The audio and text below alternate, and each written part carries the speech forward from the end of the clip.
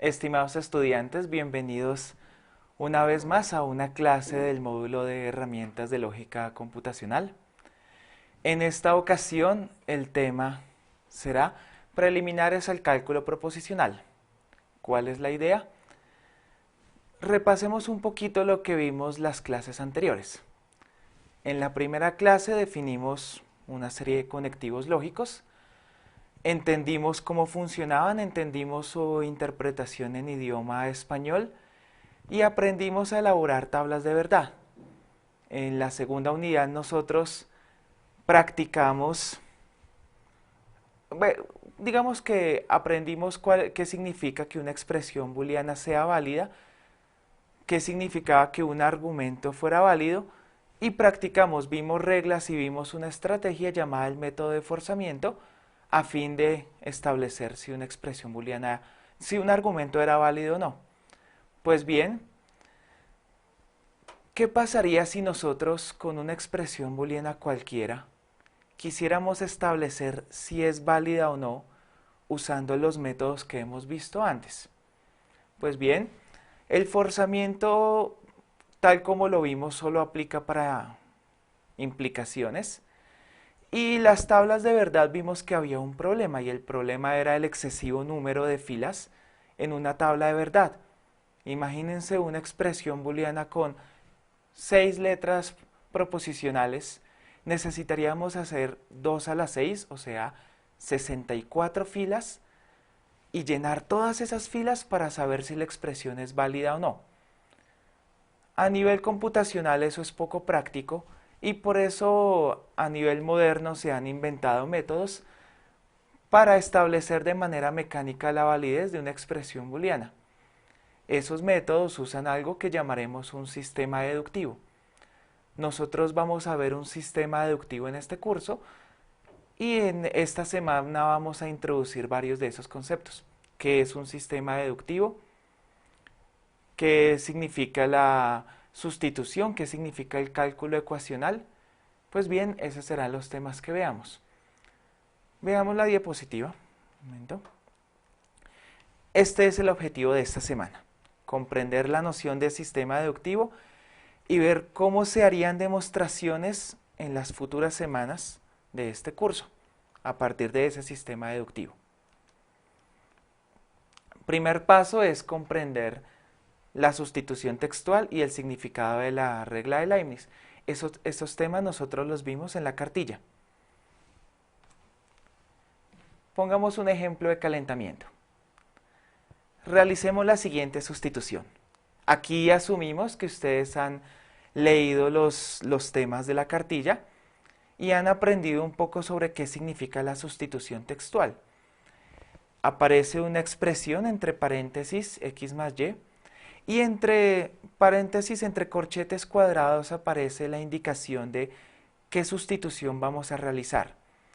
Tal como está aquí expresado, significa que cada vez que yo vea una x, voy a reemplazarla por un 6, y cada vez que vea una y, voy a reemplazarlo por la expresión que aparece ahí, 3 por z. Si hacemos eso con la expresión original, pues el resultado simplemente es, primero, regla de sustitución textual. Fíjense algo muy particular en esta escritura de solución, y es que tenemos la expresión original al comienzo, y usando un igual y usando entre ángulos un espacio para justificación, escribimos cuál será la justificación para el siguiente paso. Como lo habíamos anticipado, donde vimos una x pusimos un 6, donde vimos una y pusimos un 3z. Observemos algo muy importante de este ejemplo: el estilo de escritura. En el estilo de escritura aquí simplemente vemos que hay una serie de pasos guiados. Cada uno de esos pasos tiene como intermedio un texto para justificar cómo se pasó de un lado al siguiente. Ese va a ser el estilo de escritura que sigamos en este curso. Fíjense ustedes, es muy similar cuando ustedes manipulan ecuaciones. Cuando ustedes en el colegio, en octavo grado más o menos, que se manipulaban expresiones algebraicas o se usaban casos de factorización, o cuando se resolvían ecuaciones lineales. Fíjense que ustedes partían de una expresión o de una ecuación y en el siguiente renglón, o sea, abajo de la expresión que tenían, escribían su desarrollo y usaban distintas líneas para escribir los distintos pasos. ¿Cuál es la única diferencia en el ejemplo que vimos? La única diferencia es que en cada paso intermedio ponemos un texto para escribir la justificación de nuestro paso. No era algo que hiciéramos en el colegio porque realmente solo importaba la manipulación y solo importaba la respuesta. En este caso, seremos muy cuidadosos de escribir justificaciones. Hay que recordar que si algo es importante en este curso es la habilidad de dar justificaciones a cada paso que hagamos. Bien, veamos un ejemplo más. Bueno, antes del ejemplo veamos primero el concepto de regla de inferencia. Básicamente, cuando uno quiere elaborar una demostración, piénsenlo así, en muchos de los pasos que ustedes hacen manipulativamente, como los que hacían en el colegio, intuitivamente aparecen algunas reglas no explícitas que usan. Intentemos escribir un ejemplo, voy a escribir una ecuación típica de colegio y voy a hablar un poco de ello. Entonces, bien, escribamos una ecuación típica del colegio. X más 5 igual a 8.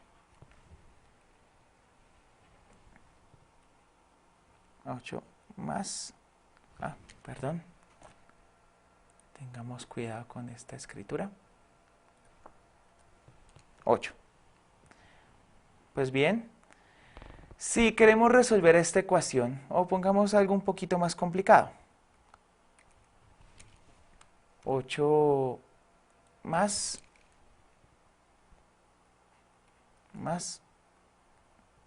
2x. Bien, algo así. ¿Qué hacíamos en el colegio? Nosotros íbamos a la línea siguiente y comenzábamos a escribir resultado de la manipulación. ¿Cuál era aquí? Aprendimos nosotros que era pasar las letras a un lado y los números al otro. Hagámoslo acá. Entonces voy a escribir 5 menos 8 es igual a 2x menos x. Luego, ¿qué hacíamos? El resultado siguiente, 5 menos 8 es menos 3, es igual, 2x menos x es x. Y acá, simplemente, algunos de pronto en el colegio tenían la preferencia que en la respuesta estuviera la variable al lado izquierdo y el número al lado derecho. Así que vamos a hacerlo acá. X es igual a menos 3. Bien, esa era la solución. Ahora pensemos en esta cadena de igualdades, ¿cuál es la relación entre las distintas líneas que hemos escrito? Pues bien, la relación es que cada línea, la igualdad escrita en la línea de arriba es idéntica, es equivalente a la igualdad escrita en la línea de abajo. Entonces, a nivel lógico podemos poner acá este símbolo de equivalencia, de que es idéntica la línea, que la igualdad de la línea de arriba significa es equivalente a la igualdad de la línea de abajo. Voy a seguir haciendo esto en los otros pasos. Y en el último paso, aquí también. Ahora, ¿qué pasa si intentáramos escribir justificaciones a estos pasos? Ahí es donde llega la diferencia entre lo que ustedes hacían en el colegio y lo que vamos a hacer en este curso. Vamos a intentar, y acá voy a colocar este ángulo, intentar escribir una justificación al paso. ¿Cuál es la justificación acá? Podemos decir que de la primera línea a la segunda, lo único que hubo fue una manipulación aritmética. Aprendimos la regla de que a ambos lados podíamos restar lo mismo y la igualdad se conservaba. Voy a simplificarlo acá, solo escribiendo aritmética.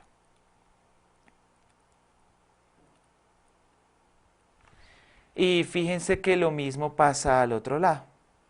De la segunda línea a la tercera voy a escribir aritmética de manera muy sencilla. Bien. De la tercera línea a la cuarta línea hay una diferencia. ¿Qué tipo de propiedad es aquella que nos permite intercambiar ambos lados de una igualdad y que la igualdad siga siendo cierta? Pues bien, algo que aprenderemos y que voy a escribir acá y anticipar es que a esto se le llama simetría de la igualdad.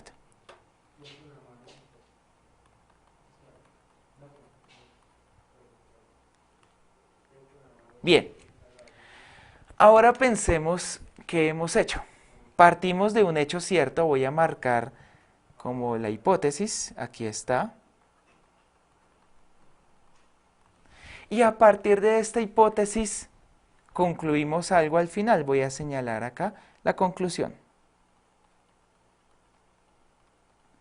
Pues bien, ¿qué ha sucedido en definitiva? Que a partir de una hipótesis que era nuestro problema original, sacamos una conclusión y la cadena de igualdades significa que la información dada al comienzo en la hipótesis es equivalente a que al final x es igual a menos 3. Estas reglas, como aquella que llamamos simetría de la igualdad, que aclararemos más tarde, fíjense que este tipo de reglas es lo que llamaríamos una regla de inferencia. Una regla sintáctica que nos permite, a partir de un hecho cierto, establecer un nuevo hecho cierto. En el colegio nosotros hubiéramos dejado la manipulación que vimos antes sin hacer ningún comentario. Y en ese caso sabríamos que toda esa cadena de igualdades es correcta, pero nunca nos preguntamos por qué, nunca nos interesó realmente. Y lo importante a tener en cuenta es que detrás, debajo de todas las manipulaciones aritméticas que nosotros hacemos, hay reglas matemáticas, entre ellas reglas de inferencia. Bien, así que es necesario definir un sistema de reglas de inferencia con el cual podemos jugar. Recuerden que la idea será demostrar que una proposición, que una expresión booleana es válida o no. Y vamos a crear todo un sistema deductivo para poder hacer eso. Entonces veamos reglas de inferencia básicas que, como digo, las usamos a diario al manipular, pero nunca les hemos dado un nombre. Entonces vamos a verlas en la presentación, dos básicas. La primera, regla de sustitución. En el libro probablemente si ustedes vieron en la cartilla esto sonó un poco extraño. ¿Qué significa esto que está escrito arriba, la línea en el medio, lo que está escrito abajo? Recordemos que esta convención de la línea significa que si es cierto lo que está arriba de la línea, podemos concluir que es cierto lo que está abajo de la línea. ¿Y qué significa esa regla? Que si tenemos una expresión válida, entonces, al coger esa expresión, que en este caso se llama e, y realizar una sustitución, la expresión sigue siendo válida. Vamos a ver ahora ejemplos de cómo se usa esa regla. La segunda regla es la famosa regla de Leibniz, matemático alemán y precursor de los sistemas lógicos, precursor de la noción de verdad, de falsedad y de reglas lógicas, como algunas de las que estamos viendo en este curso. Pues bien, ¿qué dice la regla de Leibniz? Lo que está escrito ahí, pero en términos castellanos, ¿qué significa? Básicamente, que si tenemos una igualdad correcta, lo que aparece arriba de la línea, una igualdad del tipo x igual a y, entonces, cuando tenemos una misma expresión y reemplazamos una misma variable por x, dará lo mismo que si la reemplazáramos por y, dado que x y y son iguales. Veamos ejemplos de cómo estas reglas se usan en la práctica. Primer ejemplo. Veamos esta ecuación. Es una identidad conocida. Algunos conocen como la de un trinomio cuadrado perfecto. Si esa igualdad es cierta, vemos automáticamente y no necesitamos realmente reflexionar mucho para saber que la siguiente ecuación es cierta. M más 2 al cuadrado igual a m cuadrado más 2 por m por 2 más 2 al cuadrado. ¿Por qué es cierta?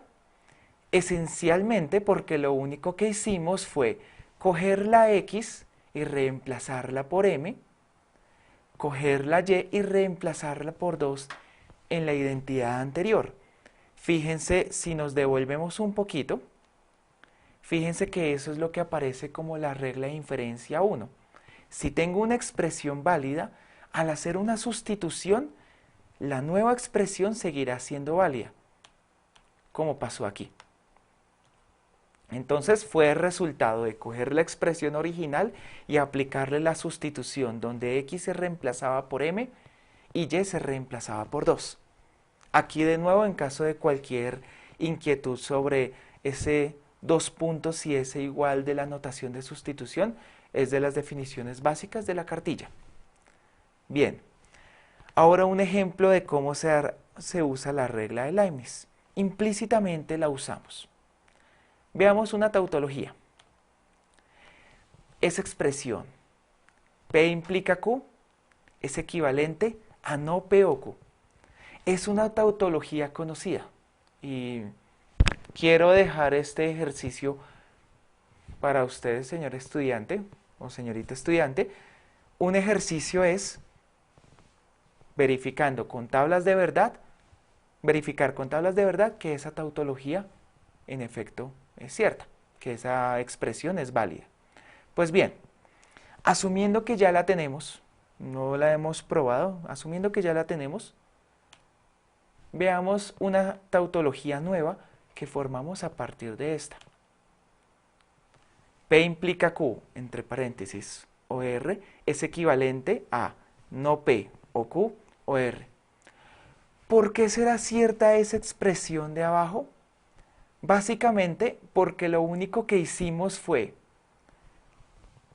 a una expresión que era el estilo algo o R, reemplazamos esa expresión por dos cosas iguales, que eran iguales por lo que decíamos al comienzo, que P implica Q equivalente a no P o Q.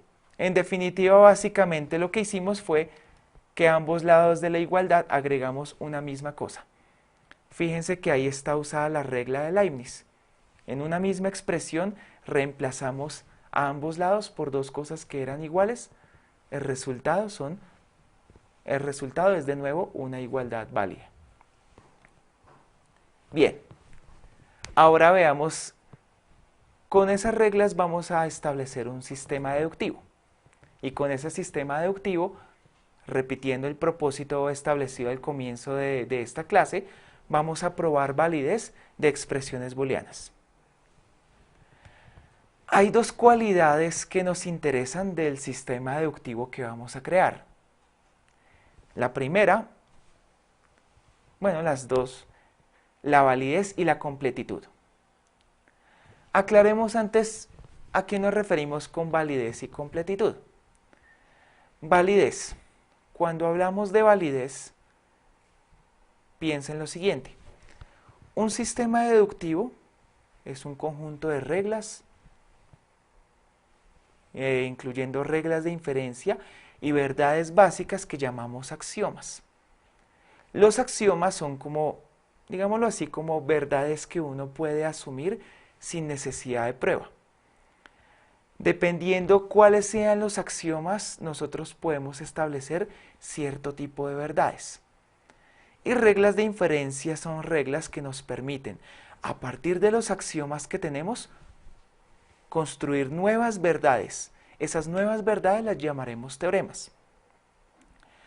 Históricamente, sistemas deductivos han existido desde hace más de 2000 años. un sistema deductivo, un conjunto de reglas muy precisas, apareció en la Grecia antigua. No es claro si había evidencias de sistemas deductivos en otras culturas antiguas, pero remitámonos a la Grecia antigua. En la Grecia antigua, cierto matemático llamado Euclides escribió un conjunto de libros que hoy conocemos como los 13 elementos de Euclides. Pues bien, en ese conjunto de libros hubo un capítulo especial dedicado a la geometría. ¿Y qué hacía él? Él establecía verdades obvias, pequeñas verdades que son las que llamamos axiomas. De hecho, la palabra axioma, la etimología de la palabra axioma, el origen de esa palabra es griego. Pues bien, él estableció sus pequeñas verdades iniciales y la idea era que con esas verdades él podía, usando reglas, usando razonamiento, ir estableciendo teoremas, estableciendo hechos conocidos de la geometría, teoremas conocidos. Al principio era difícil establecer para él qué sería un axioma. Tenía que ser una verdad que uno pudiera asumir como cierta, como evidente. Cosas del estilo, en palabras de Euclides, si en una recta, en una línea recta, ya he seleccionado cierta cantidad de puntos, entonces puedo seleccionar uno más sobre la recta. Eso nos parece realmente obvio, pero él necesitaba establecer esos hechos obvios como bloques para poder hacer sus demostraciones. Cada vez que realizaba una justificación, tenía que cerciorarse que los pasos que necesitaba en la demostración eran verdades que él ya había podido establecer antes. Piensen, por ejemplo, el teorema del coseno. Vamos a escribir el teorema del coseno en la presentación.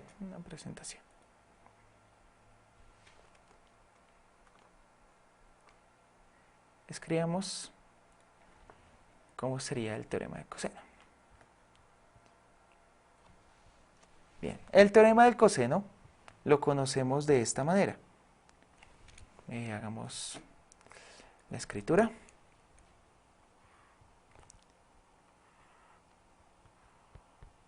Si tenemos un triángulo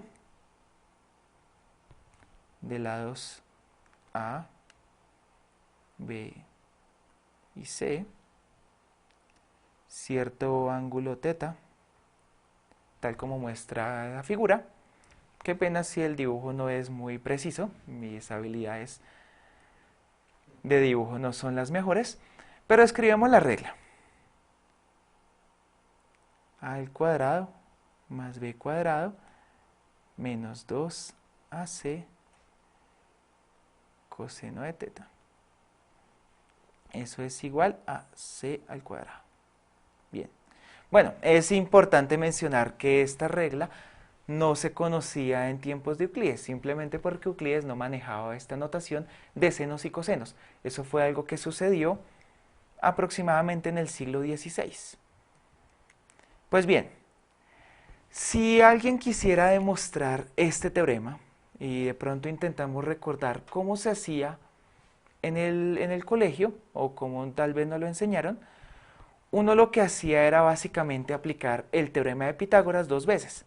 El teorema de Pitágoras, recordémoslo, voy a escribirlo acá,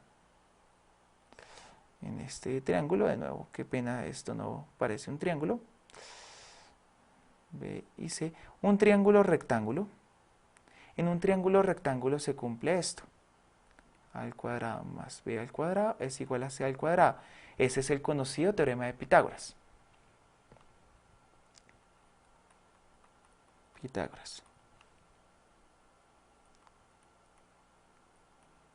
Bien, es sabido, y es algo que conocemos en tiempos modernos, que uno puede usar el teorema de Pitágoras para demostrar el teorema del coseno.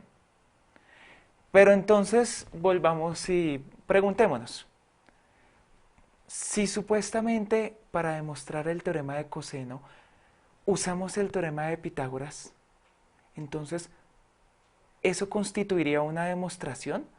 Pues primero debemos asegurarnos que el teorema de Pitágoras es cierto. Pero para demostrar el teorema de Pitágoras tenemos que demostrar a su vez otras identidades, otros hechos de geometría. Pero ¿y cómo nos aseguramos que esos hechos son ciertos? Pues para demostrarlos debemos haber justificado antes otros hechos de geometría. Y así sucesivamente. ¿Cuándo vamos a parar? Pues debe haber un momento en que paremos, digamos, no, esto no requiere justificación porque es un hecho obvio. Ese hecho obvio, ese hecho cierto, que no vamos a querer demostrar, que vamos a asumir como una verdad, es lo que se llama un axioma. Fíjense que también tiene que haber una secuencia lógica aquí. La secuencia lógica es, piensen ustedes lo siguiente, volvamos a la presentación.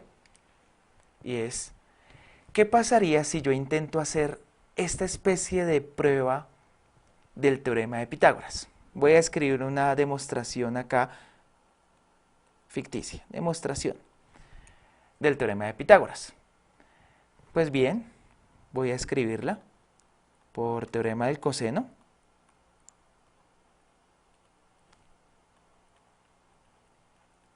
Coseno al cuadrado más b al cuadrado menos 2ac coseno de teta es igual a c al cuadrado. Pero como en este caso teta es este ángulo de acá, voy a señalar lo que es 90 grados. Entonces, pues digamos que voy a escribir acá reemplazando. Reemplazo teta igual a 90 grados.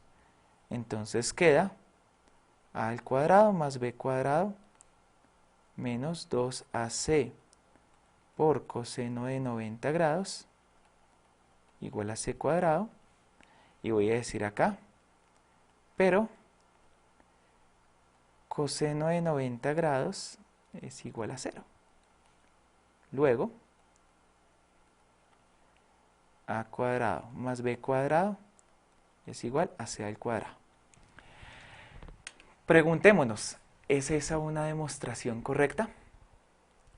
Pensémoslo un momentico, la podemos mirar, parece que todo está en orden, pero hay un problema lógico importante.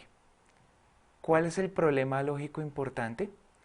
Habíamos dicho que para demostrar el teorema del coseno necesitábamos el teorema de Pitágoras. Así que, ¿cómo es posible que intentemos usar el teorema del coseno? ¿Cómo es posible que intentemos usarlo aquí y decir por teorema del coseno? ¿Cómo es posible que lo queramos utilizar si supuestamente ese hecho no iba a ser cierto hasta tanto no hubiéramos demostrado el teorema de Pitágoras? Fíjense que es algo así como un círculo vicioso. Es algo del estilo, pensemos nosotros, como una justificación muy mala del estilo, ¿por qué usted hizo esto? Porque era necesario. ¿Y por qué era necesario? Porque había un problema si no lo hacía. ¿Y por qué había un problema si no lo hacía? Porque era necesario. ¿Y por qué era necesario? Etcétera, etcétera. ¿Qué está pasando acá? Que supuestamente intento justificar un hecho con algo que requería de ese mismo hecho para su justificación. Palabras más, palabras menos, el mensaje aquí es que cuando uno quiere hacer una demostración, uno tiene que estar seguro que todo lo que uno esté usando en la demostración sean hechos que uno haya probado o que uno haya conocido ciertos previamente, como no pasó en este caso. Así que la demostración supuesta que hemos hecho del teorema de Pitágoras es totalmente absurda. Pues bien, eso hacía que Euclides, cuando escribió su libro, tenía que ser cuidadoso en qué orden hacía las demostraciones, en qué orden iba demostrando sus hechos ciertos y qué iba a considerar como axiomas. Ahora, piensen algo. ¿Qué pasaría si Euclides hubiera tomado como axioma un hecho que no fuera del todo cierto? Por ejemplo, ¿qué pasaría si en nuestro mundo tomáramos como axioma el hecho que la violencia es buena? Pues si uno asume a nivel ético y uno asume como axioma que la violencia es buena, quiere decir que uno podría justificar toda una serie de hechos malos diciendo, no, pues es que habíamos asumido que la violencia es buena. Es decir, todo el universo, todo lo que creíamos cierto de nuestro universo puede cambiar con solo haber cambiado un axioma. Eso es famoso y eso hay un ejemplo muy famoso del mismo Euclides, porque Euclides en su lista de axiomas estableció un axioma, el siguiente hecho como cierto. Veamos la presentación. Él asumió este hecho. Aprendamos, veamos qué hecho asumió. Pues bien, Euclides asumió un hecho como axioma que es el siguiente. Si a mí me dan una recta y a mí me dan un punto fuera de esa recta, como está acá, para demostraciones que Euclides necesitaba realizar, él sintió la necesidad de asumir como hecho cierto lo siguiente, y es que en una línea recta, si tomo un punto por fuera de ella, solo es posible trazar solamente una recta que sea paralela a la recta que nos dieron y que pase por ese punto. Más o menos esta recta que estoy intentando dibujar acá. Entonces, él establecía que por un punto exterior en una recta solo era posible trazar una paralela, que había una y solo una. Pues bien, él necesitó ese hecho como cierto y lo llamó un axioma. Hoy en día lo conocemos como el quinto postulado de Euclides.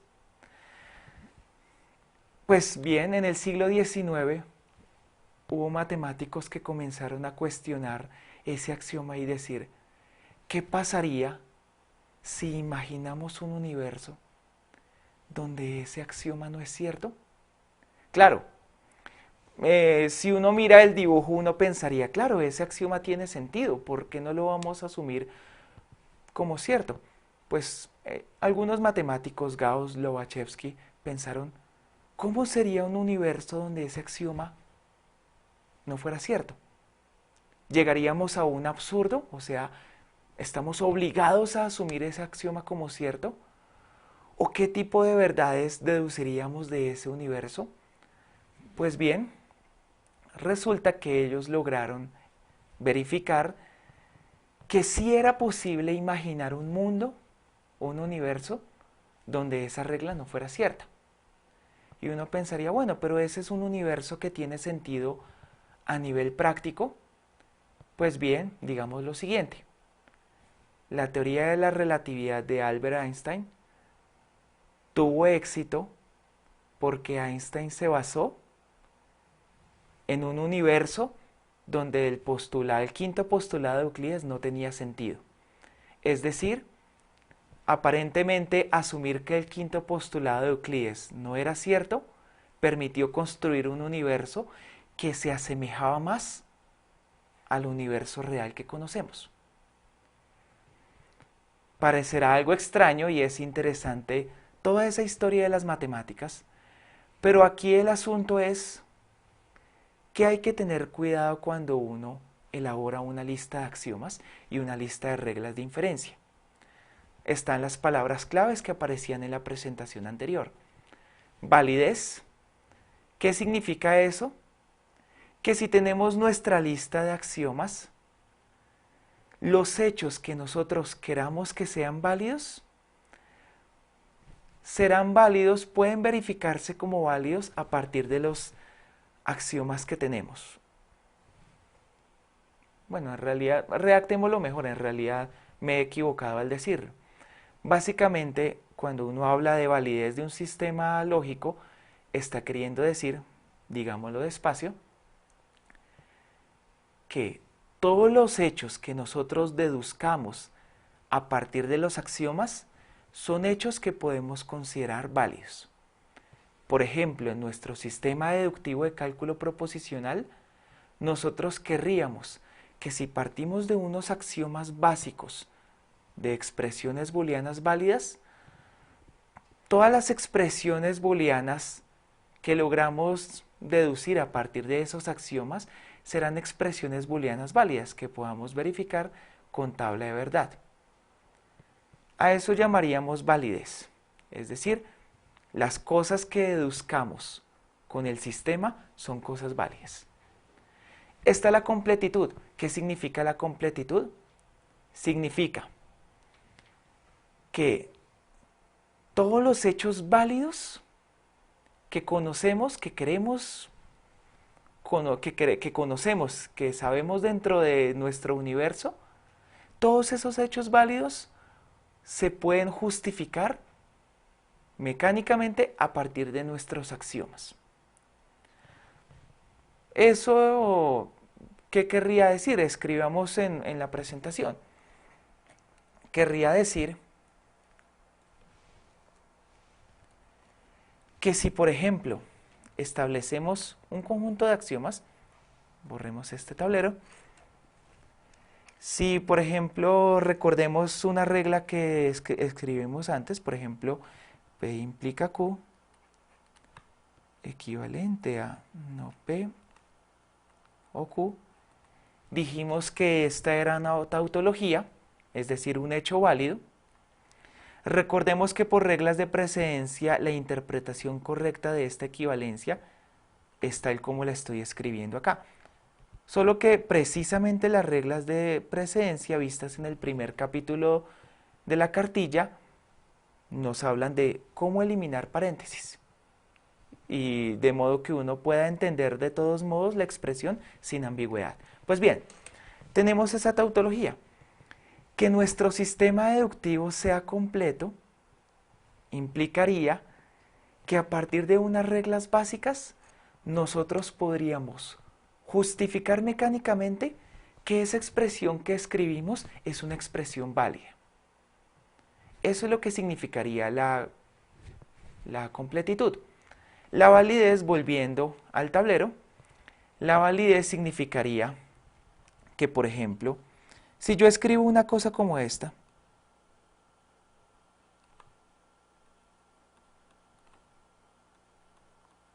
equivalente a true, P y no P equivalente a true, nosotros sabemos que esta es una contradicción, esta es falso. Sabemos que P y no P, podemos hacer la tabla de verdad, eso es falso. Entonces, esta expresión que tengo escrita acá en círculo, aproximadamente, esa expresión escrita es una expresión que es falsa. Si nuestro sistema es válido, significa que esa expresión jamás podría ser deducida de nuestro sistema, que nuestro sistema solo deduciría cosas que son ciertas. Bien, ahí aclaramos los conceptos de validez y completitud. Bien, aparte de los conceptos de validez y completitud, necesitamos nosotros unas reglas para poder establecer deducciones. Las primeras son las propiedades básicas de la igualdad, que la igualdad es reflexiva, es simétrica y es transitiva.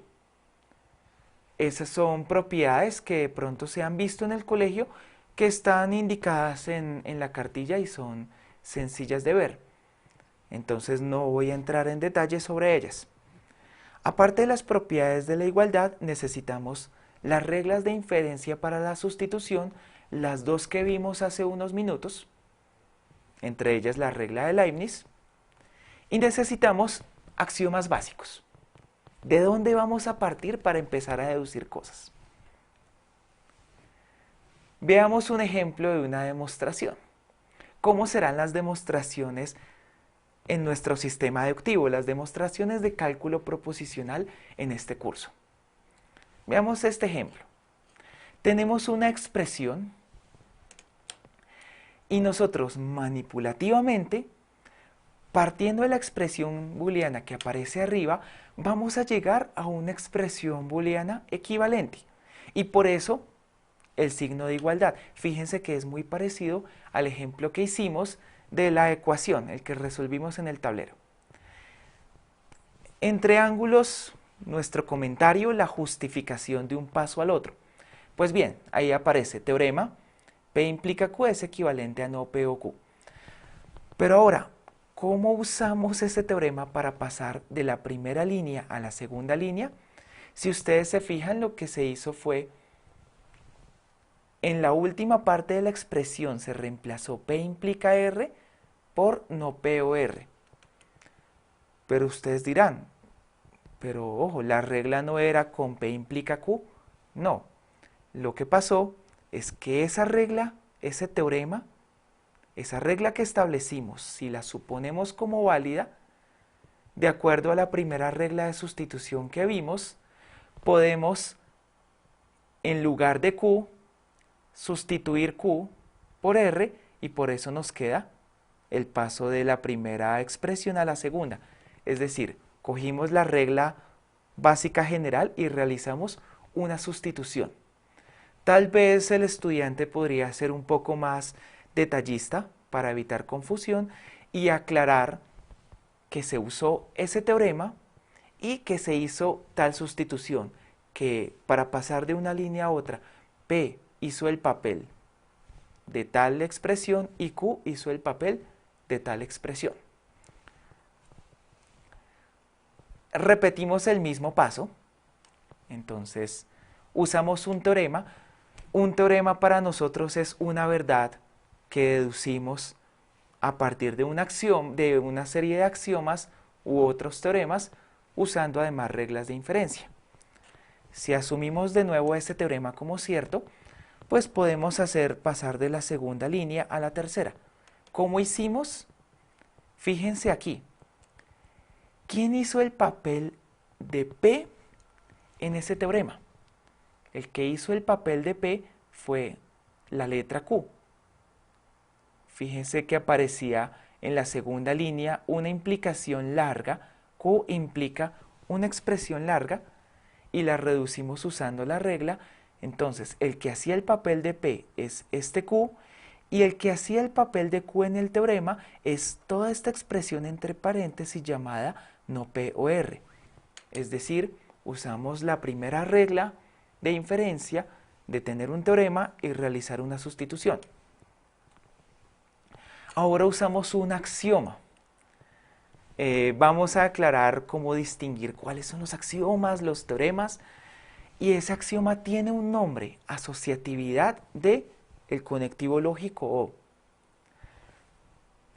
Más adelante, en unos minuticos, vamos a aclarar qué significa la asociatividad, pero asumiendo que es cierta, pues simplemente pasamos con esa regla de una línea a la siguiente.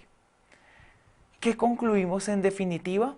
Que la expresión, en primer lugar, la que estaba más arriba, es idéntica a la expresión que apareció en el último lugar abajo.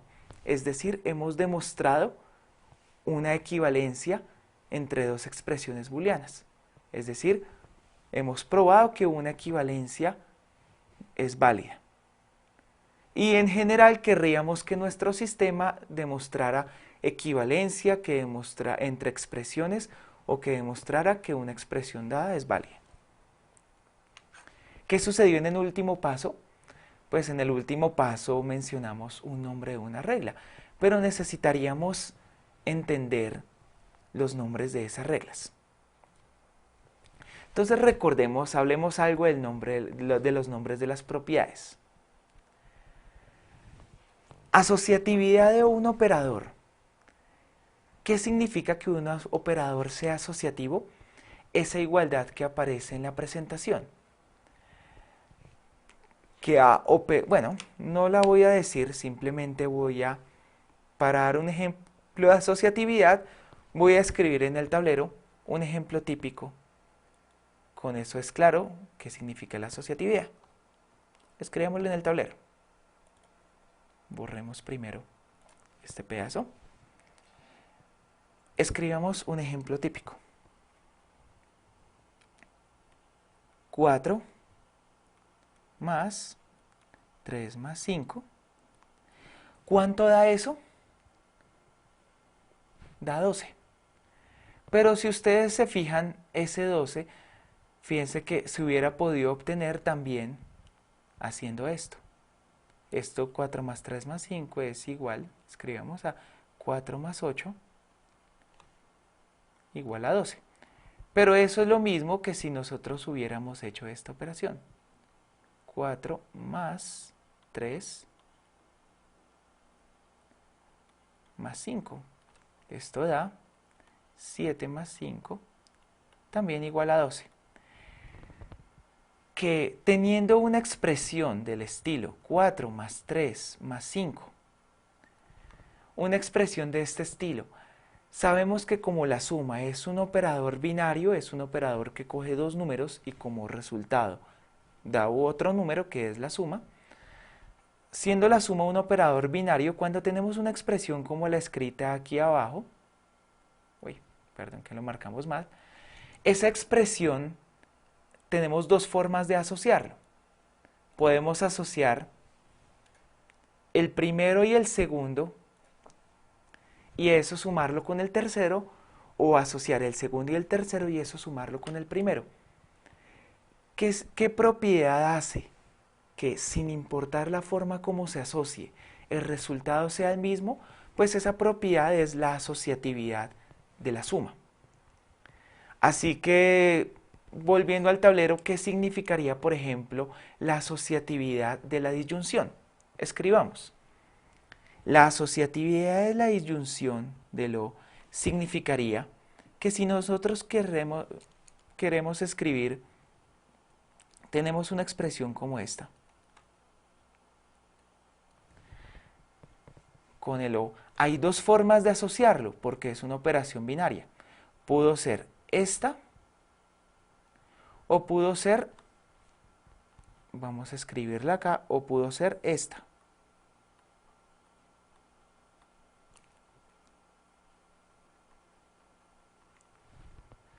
Decir que el operador O, el de la disyunción, es asociativo, significa decir que estas dos expresiones son equivalentes. Es decir, que toda esta expresión que estoy marcando acá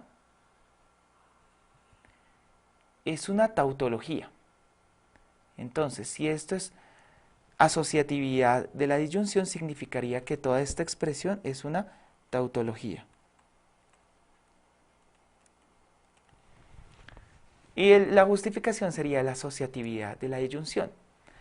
Pues bien, fíjense que no todos los operadores, y esto es importante aclarar, no todos los operadores son asociativos. Entonces, por ejemplo, fíjense algo que pasa con la resta, por ejemplo. Vamos a escribir algo muy sencillo. Entonces, por ejemplo, 4 menos 5 menos 3, si asociamos de esta manera, ¿qué respuesta nos da? Podemos ver que la respuesta que nos da acá es, ¿cuánto nos daría? 4 menos 5 menos 1 menos 3 menos 4. Pero si asociamos de esta otra manera,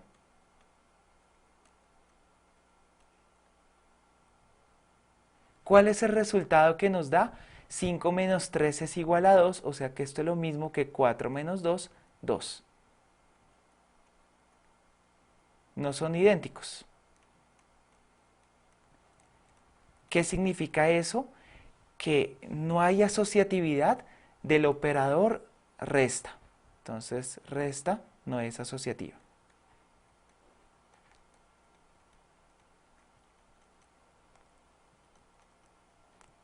Bien. Pues bien, nos interesará a nosotros saber qué tipo de operadores es asociativo.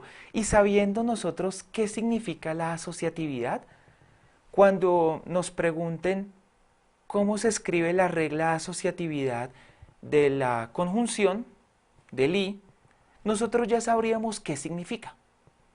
porque sabemos el esquema general de lo que significa la asociatividad. Bien, la simetría. La simetría es que el orden en que yo opere dos expresiones, por ejemplo A y B, usando ese operador, el orden en que yo las opere no importa porque al final el resultado será el mismo. Fíjense que eso pasa con el producto. A nosotros en el colegio nos enseñaron el orden de los factores no altera el producto. ¿Qué significa eso? Que la multiplicación es una operación simétrica. Por ejemplo, la suma cumple la propiedad de simetría. Si yo sumo dos números, sin importar el orden en que los haga, el resultado es el mismo. Por ejemplo, la resta no cumple la propiedad de simetría. Si yo digo 3 menos 5, no es lo mismo que si yo dijera 5 menos 3. Entonces, si a mí me dicen qué significa la simetría del operador disyunción, por ejemplo, pues en el tablero eso quedaría así. En el tablero la simetría de la disyunción de lo sería algo de este estilo. Sería algo del estilo P o Q es equivalente, es lo mismo que si yo hubiera hecho Q o P. Esa se llamaría la simetría de la disyunción. Claro, una pregunta será si esa simetría es verdadera o no. Pues bien, nosotros podemos hacer tabla de verdad para verificar si esta expresión booleana que acabamos de escribir, si esta equivalencia es una tautología o no. El estudiante puede verificar que sí lo es. Pero, por ejemplo, el estudiante también puede verificar que esto no es una tautología. Es decir, no hay simetría. Esta sería la supuesta simetría de la implicación. Y pongo entre comillas porque resulta que esto no es cierto. Con una tabla de verdad se puede verificar que esa expresión que encerré en círculo no es una tautología. La reflexividad. La reflexividad es una propiedad típica de la igualdad. Así como está escrita, no se entiende muy claro qué significa. En el tablero, la reflexividad significa algo de este estilo, por ejemplo. 4 es igual a 4. Si yo escribo esto es cierto. 4 es igual a 4. Entonces, ¿qué diríamos? Que esta es la reflexividad. Esto es debido a la reflexividad de la igualdad. Cada quien es igual a sí mismo.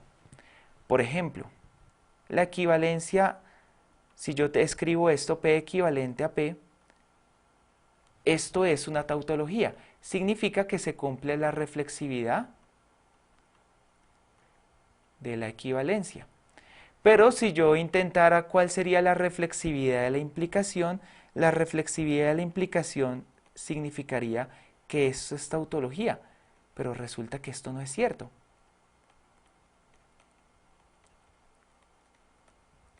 Así que no hay reflexividad, no se cumple la reflexividad de la implicación. Bien. La reflexividad. La distributividad. La distributividad tal como aparece escrita ahí es básicamente la situación que ustedes conocen, por ejemplo, cuando distribuyen la multiplicación sobre la suma. Algo que les enseñaron a ustedes en el colegio, pues no le dieron nombre distributividad, pero les enseñaron que si uno quería, por ejemplo, una expresión de este estilo, 4 por 3 más 5, a ustedes les mostraron en el colegio que esto era lo mismo que decir 4 por 3 más 4 por 5. Eso es aplicación de la distributividad de la multiplicación sobre la suma. Pues bien, no es claro, digamos que no todos los operadores booleanos distribuyen sobre otros, así que también es importante saber qué operadores distribuyen sobre otros. La identidad de una operación. Algo muy típico que nosotros sabemos, que por ejemplo, sumarle 0 a un número no afecta a ese número. Que multiplicar a un número por 1 da el mismo resultado original. ¿Qué significa eso? Que el 0 es la identidad de la suma, porque no afecta la respuesta a un número cualquiera. Si le sumo 0 se queda igual, y que el 1 es la identidad de la multiplicación. Pues bien, nos interesaría saber cuál es la identidad, por ejemplo, de la disyunción. Nos interesaría saber, por ejemplo, si la implicación tiene identidad, etc. Pero esos son nombres básicos de propiedades. Cuando queramos introducir los axiomas del cálculo proposicional, los axiomas de ese sistema deductivo que queremos construir, y empecemos a hacer demostraciones de teoremas, pues será importante en esos angulitos, en esos espacios donde hacíamos el comentario de la justificación, recordar el nombre de la regla. Pues bien, precisamente esa mnemotecnia de los nombres de las propiedades nos permitirá recordarlo. Si por ejemplo veíamos la presentación anterior, asociatividad del o de la disyunción, fíjense que ya entendemos qué era lo que pasaba, que teníamos una expresión, 3 términos agrupados con el o, y queríamos agruparlo de 2 maneras distintas. Arriba estaba agrupado de una manera, abajo de otra manera. Y dado, si asumimos que el operador de la disyunción es asociativo, quiere decir que las 2 líneas que escribimos son equivalentes, y entonces esa demostración estaría hecha de manera correcta. Entonces nos sirve aprendernos, nos sirve recordar los nombres de las propiedades y asociarlos para no dar no hacer demostraciones donde no tengamos intuición de las reglas. Así que, ¿cuál sería la tarea para ustedes, queridos estudiantes? Pues veamos en la presentación la tarea. Hay 2 tareas básicas. Si bien la próxima semana nosotros vamos a realizar demostraciones, pues sería bueno de antemano saber cuáles operadores son asociativos, cuáles son simétricos, cuáles son reflexivos, cuáles tienen identidad. Por ejemplo, la disyunción es asociativa, es simétrica, se cumple la simetría, no se cumple la reflexividad, y hay una identidad que es false. ¿Qué significa que false sea la identidad del o? Significaría esta regla si lo hubiéramos escrito en el tablero. Voy a escribirla acá arriba. P o false es equivalente a P. Es decir, operar con false deja a P igualito. Eso significaría la identidad de la disyunción. Así que, volviendo a la tabla, les he ayudado a ustedes llenando una fila de la tabla, pero su misión será llenar las demás. ¿Cómo lo hacen?